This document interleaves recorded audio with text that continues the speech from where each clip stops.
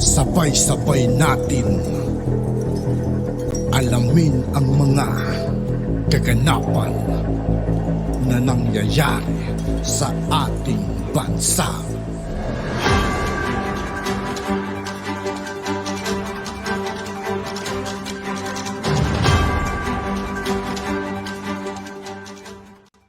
Yo, what's up mga kaibigan? This is I2K po again. Ngayon nandito naman ulit tayo sa channel ni Pinas News Insider. Dito naman ulit tayo magbibigay ng komento at reaksyon. Kaya samahan nyo ako guys. Let's go! Ito ang balita ngayon. Viral ngayon sa mundo ng social media. Ang di umano'y balitang good news. Alam nyo ba mga kabanat na ngayon pa lang habang nasa Amerika pa itong si President Bongbong Marcos, hanggang ngayon ay alam nyo ba na mukhang maganda talaga ang regalo na maiuuwi niya dito sa Pilipinas? Well, ang isa na nga sa mga good news ay ang pag-imbita kay President Bongbong Marcos upang siya ang mag-ring ng bell sa New York Stock Market. Pero bago ang lahat, kung bago ka pa lamang sa aming channel, please huwag kalimutang mag-subscribe at i-click ang notification bell para mas maging updated pa kayo lalo sa lahat pa ng bagong video na i-upload namin. Sa lahat ng hindi pa nakasubscribe mga kaibigan kay Pinas News Insider, mag-subscribe na po tayo at huwag nyo rin pong kalimutan mag-subscribe dito sa aking channel. At eto na nga mga kababayan, alam nyo ba na bihira lamang sa mga leaders ng iba't ibang bansa ang magpatunog ng ring sa New York Stock Market? Tulad nitong ginawa ni President Bongbong Marcos. Sa madaling salita, itong ginawa pala ng mahal na Pangulong Marcos ay isang pagpapakita na kung gaano talaga kasuportado ng mga opisyales ng New York Stock Market itong ating Pangulo sa bansang Pilipinas. Siyempre, once na ginawa ito ng mga opisyalis ng stock market noon, ay isa lamang ito sa mga ebidensya na kung gaano ka rin kasuportado ng American investor itong si President Marcos. Actually, ang pangkaraniwan kasing mangyayari sa tuwing ang isang leader ng isang bansa ay pumupunta o dumadalaw sa isang malaking bansa katulad ng bansang Amerika, ay ang pangkaraniwang goal o priority nila ay suportahan ng kanilang bansa ng bansang Amerika sa pamamagitan ng pagbibigay ng mga armas sa kanilang military at iba pa. Kahit anong armas pa sa military yan, basta't makakadagdag sa isang bansa ay tatanggapin talaga nila yan. Subalit itong goal ng ibang leader na laging pumupunta sa Amerika ay ibang-iba ito sa goal o layunin talaga ni President Marcos. Sa kung bakit siya nandun ay dahil itong goal ni President Marcos ay upang mas dumami pa ang mga Amerikanong magnenegosyo dito sa Pilipinas. Na syempre, once maraming mga investors ang dumating dito sa Pilipinas, ay mas lalakas talaga ang ekonomiya natin. At syempre, kapag malakas ang ekonomiya ng Pilipinas, ay dito na rin mararanasan ng maraming Pilipino na makaranas ng mas mataas na sahod kahit ano pa ang trabaho nila.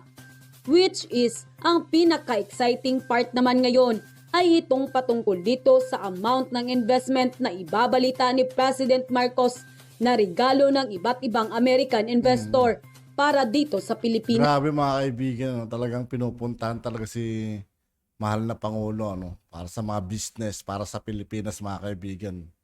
Mga nag-i-invest, mga gusto mag-invest dito sa Pilipinas.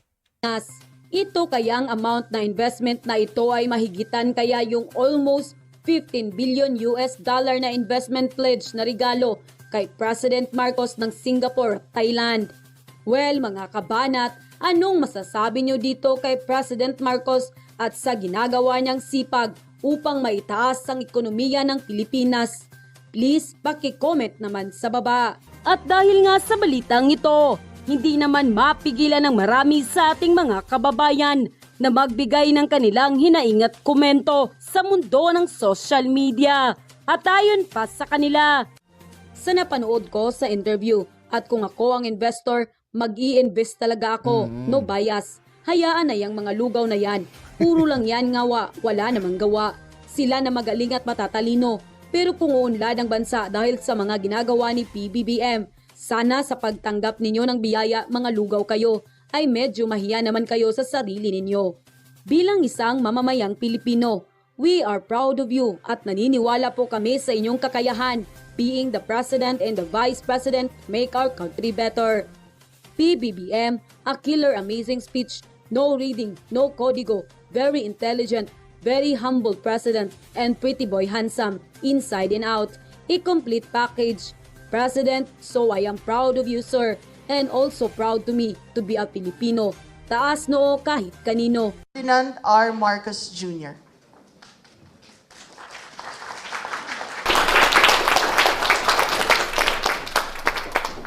Welcome, Mr. President, to this meet and greet with our land-based sector, 1,000 seafarers. These are our for our first 28 employees of Princess from the Philippines. We connect people, places, and cultures around the world. When you say that the ladies and gentlemen that we have here today represent 200,000, they are not. You do not represent 200,000. You do not 200,000 employees. You represent 200,000 families, and you represent 200,000 communities in the Philippines. We are also happy that they have found these opportunities, and we can only thank you all for what you recognize, what we always knew was the intrinsic value of the Filipino worker, but for you to recognize that now and to bring them to recognize it so much that you bring them into your operations, into what you do. We, as I said, regard the OFW community in a much different way now. It is no longer the ones that couldn't find a job, so they had to go abroad. It's no longer the case. That we are an active member of the global economy, and we are participating and contributing to the global economy, as many other countries do, and that is the way of the world. And the part that the employers has played cannot be underestimated in any way whatsoever. Thank you so much. This was a meeting between the President and the US-based employers, including representatives of the cruise line industry and the top hospitals employing Filipinos. So all in all, we have a group of employers that are providing existing jobs of around 200,000. They were very appreciative, napakaganda ng mensahe nila sa ating Pangulo na how much they value our workers, and dun nga sa cruise ship, sabi nga nila na they are in the business of happiness, kaya pag happy yung crew, happy yung guests, so 1/3 of their workforce are Filipinos. Kaya pangako nga nila is they all want to hire more. Iba kasi pag naririnig nila mismo sa pinuno ng bansa, yung appreciation para sa employment opportunities na nagbubukas dahil sa kanila. And I think mataas ang moral dahil sa naging pagtatagpo. And I'm sure this will lead to more partnerships for employment, for decent work, especially here in the United States. It was great, and we're very excited to be invited to this event, especially at this high level of attention. We have 30,000 employees from the Philippines at the moment, and we are looking to hire another 15,000 in the next 5 years. So this partnership is very important for us. Meeting today was dynamic, and I believe that of our 30,000 employees, we treat our employees like the internal guest. So really, our Filipino crew members are really important to us, and I think the reshaping of the DMW and the contracts that will and to become part of that as well is historical for the industry, and we're looking forward to the further opportunities. It was very nice to see that he has the same vision that we have. We're not just employing 30,000 employees, but it's actually 30,000 families and communities.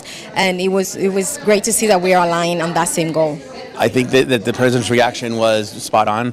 I mean, he really cares for his people, and to know that he is aware of those who are working overseas, but also what they bring to the sectors outside of the Philippines, as well as what they bring back.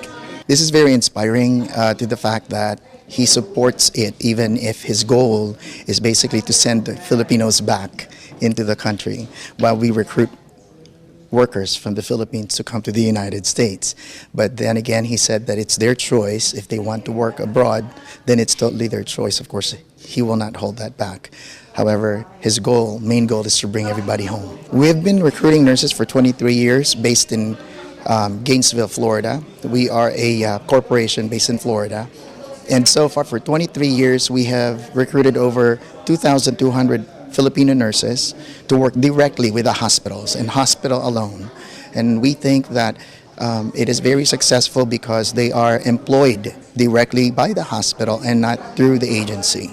At yun na nga mga kababayan, At yun nga po mga kaibigan, dito po nagtatapos ang ating reaction video. Muli ako po si I2K ng Sundalo ng Dunggalo at 811.